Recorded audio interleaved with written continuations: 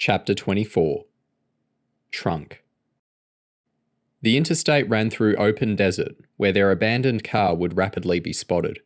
But every few miles there was a cluster of outlets.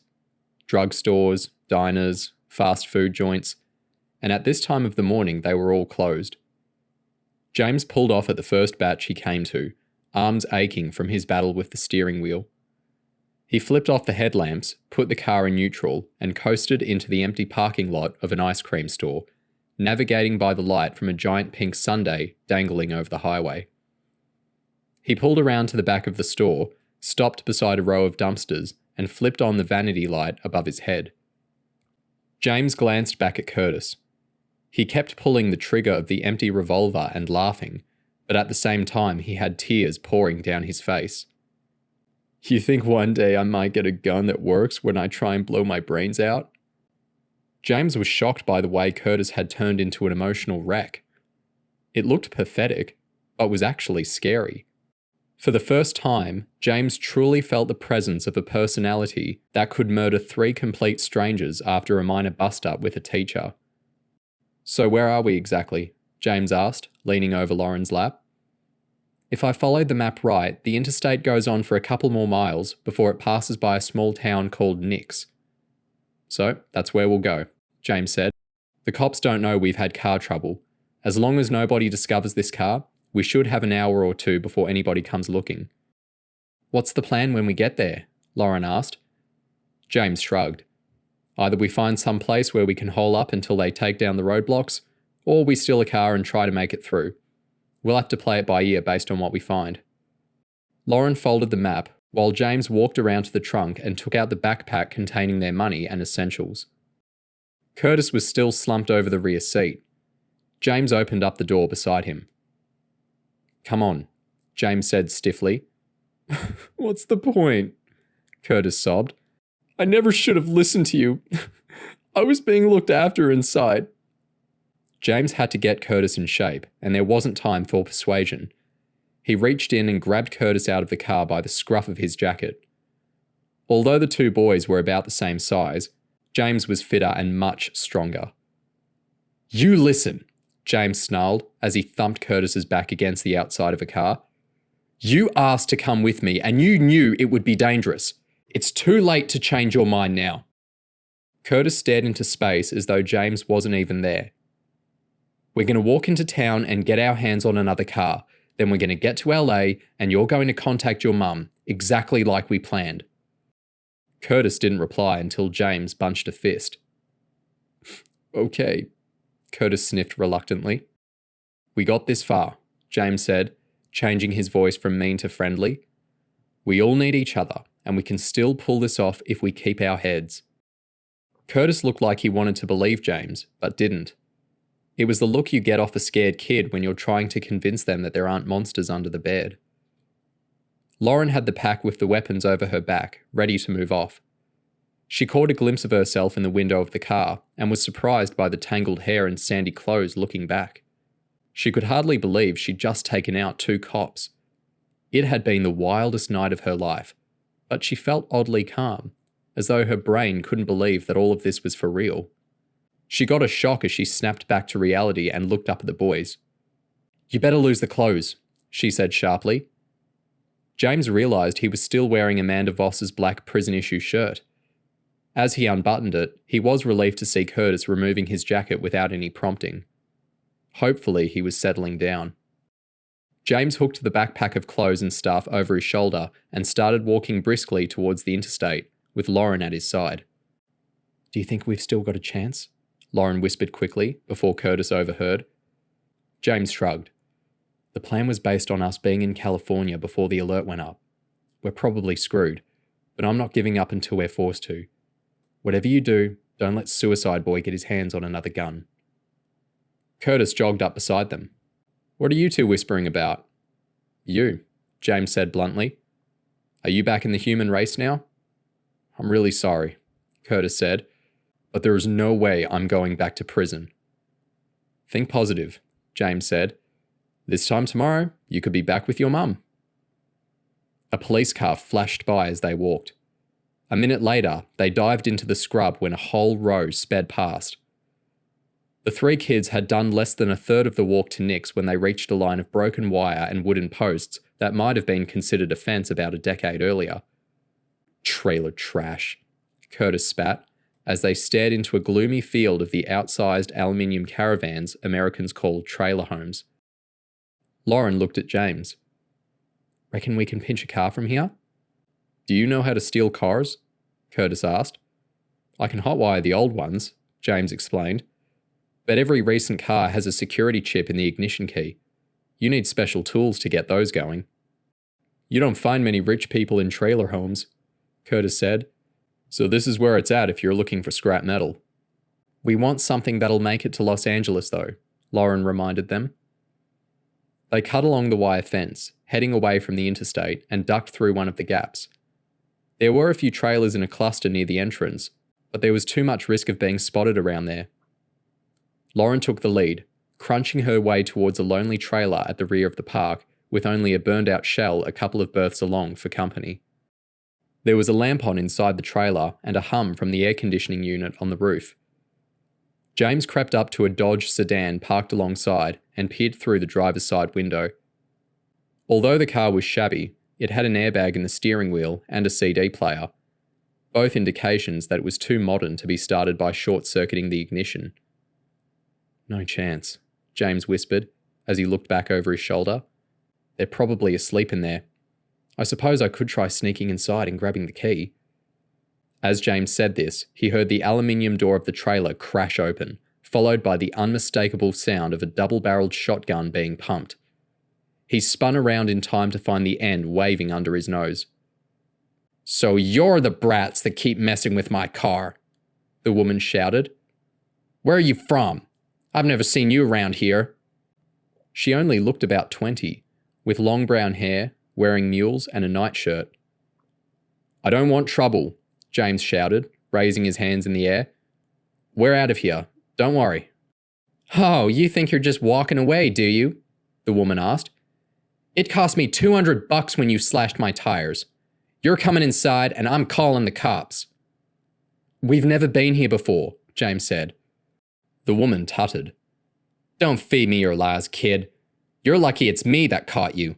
Some of the guys in the trailers down the front are so sick of you kids busting up our cars, they'd have busted you up rather than calling the law.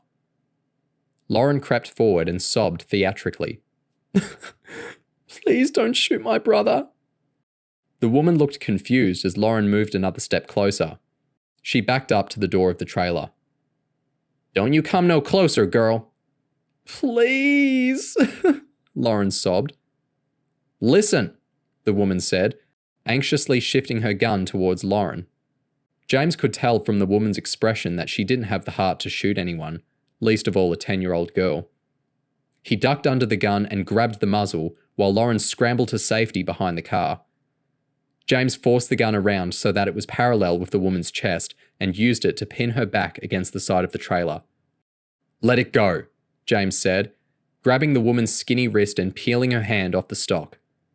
The woman sobbed as James took control of the gun. Please don't hurt my baby. Get inside, James snarled.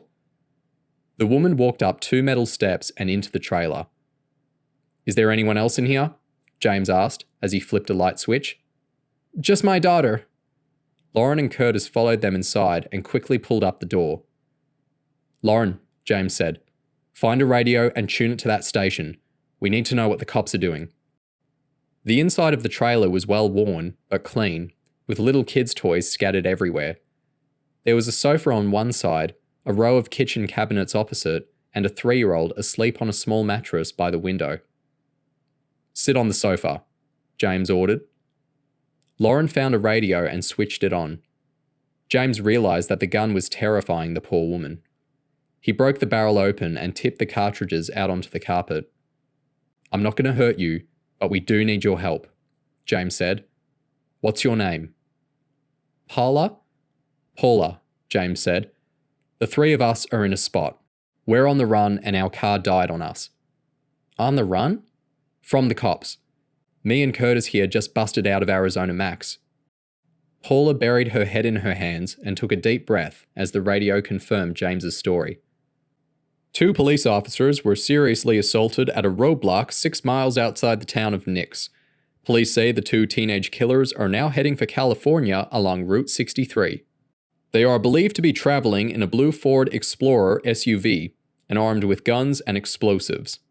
One of the escapees, James Rose, has at least one previous escape attempt under his belt, and the police are warning everyone to be ultra cautious around these individuals. I sure hope we don't lose any more law enforcement officers out there tonight, folks. Remember to keep them in your prayers and stay tuned to Western Arizona's #1 station for news and talk. Lauren went to the fridge and passed out cans of soft drinks. Are we staying or going? Curtis asked as he sat on a kitchen chair drinking from his can. Give me a minute to think, James said. He was feeling the pressure. On James's previous missions, he'd always had mission controllers or older agents close by.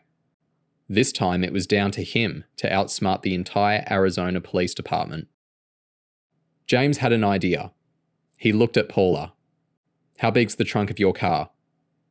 I don't know, Paula said. It's a normal trunk? Could you fit someone in it? I guess. It's pretty roomy when you take all my junk out. What are you thinking? Lauren asked. I don't think we can stick around here, James said. Lauren nodded. When the cops find that car, this trailer park is the first place they'll come knocking. But there are bound to be roadblocks in our way somewhere between here and California. That's why either me or Curtis has to go in the trunk, James said. Paula can drive, with one of us in the front and one in the back next to the baby. It's not a bad plan, bro, Lauren nodded, as she realised it made sense. We'd look like a family outing. The cops might just fall for it. Or they might look in the trunk and bust us, Curtis said. Paula looked completely stressed out. You want me to drive you past the police roadblocks? And on to Los Angeles. Paula rubbed her eye. Assisting an escape? You know that's serious jail time. Please, Paula, Lauren grovelled.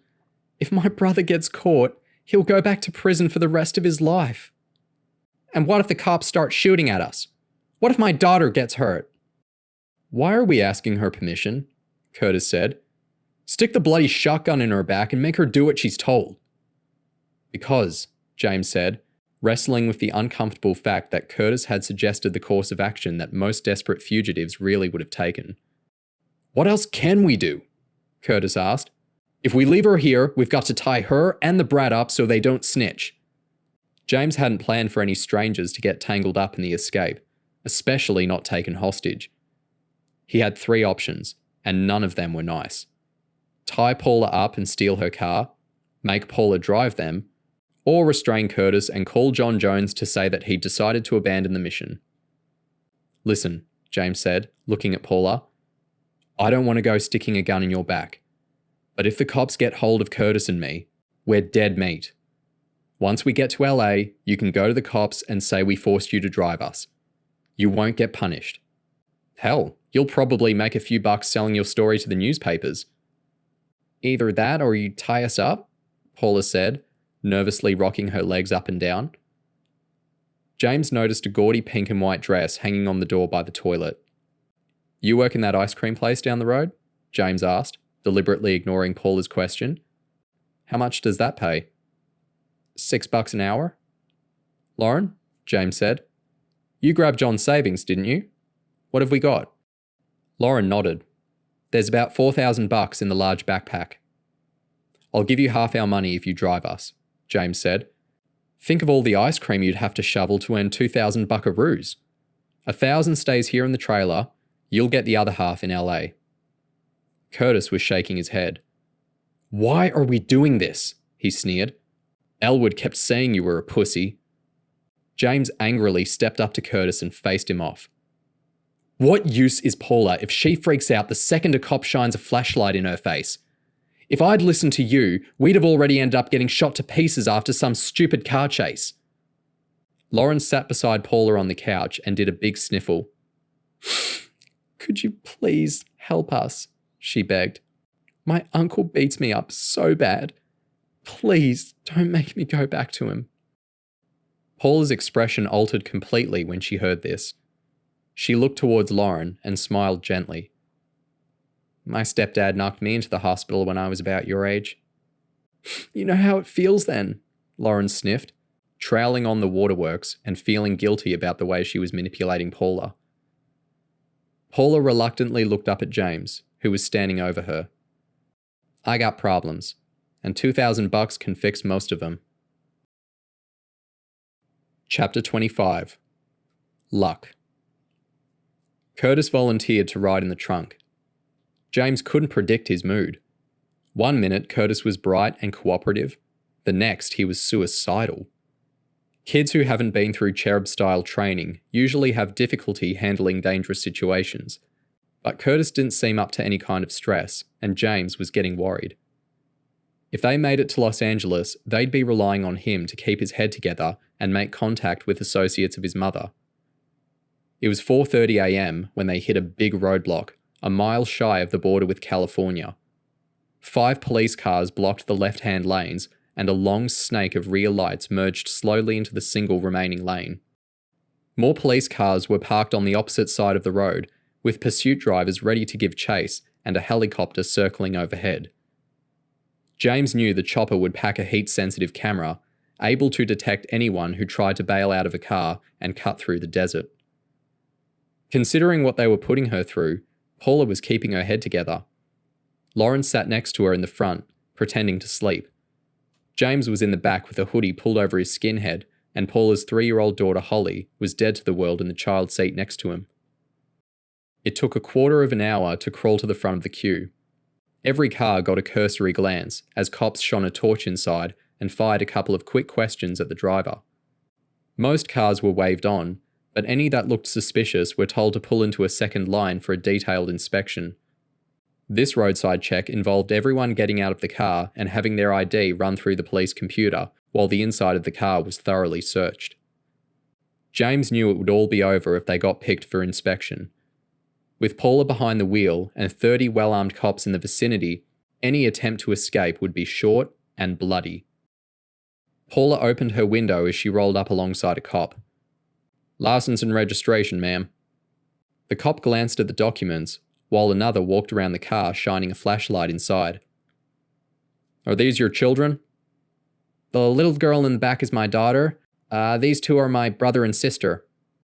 The other cop knocked on the window beside James's head. "Let's have a look at you, son." James rolled down the window and got a blast of the flashlight in his face.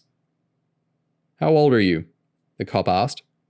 13, James said. "Would you pull that hood down for me?" James's heart banged as he slid the hoodie down, revealing the half-centimetre of bristles on his head. The cop looked at his colleague. "Got a blonde skinhead here, about the right age, too." The other cop leaned in beside Paula. "I'm sorry, miss, but I'm going to have to ask you to join that queue over to your left for an inspection." James silently mouthed a string of curses. He just hoped John found a way to pull him out before he got hauled back to Arizona Max.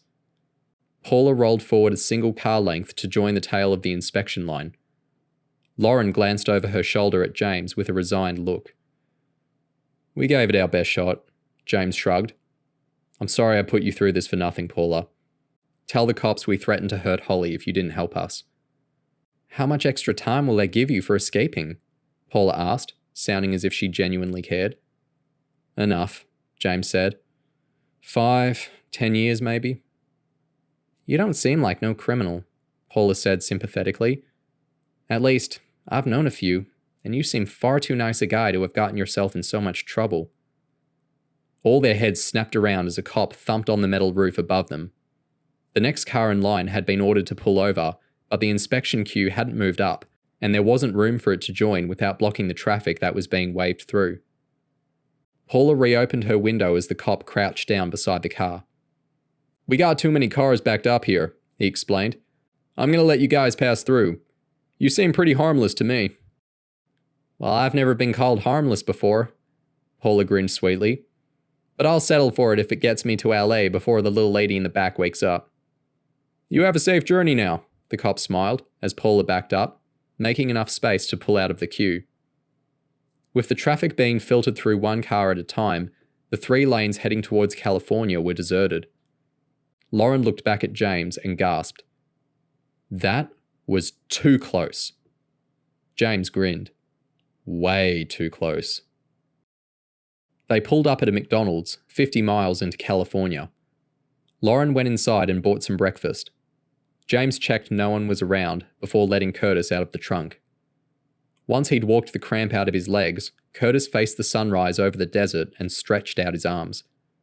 Beautiful, he said, turning around and slapping James on the back as he pulled him into a hug. You were so cool, man. I'm sorry I messed up last night. When my head goes dark like that, I act like a total dick. Glad Lauren didn't put bullets in the Magnum now? Curtis smirked. Your sister must be my guardian angel or something.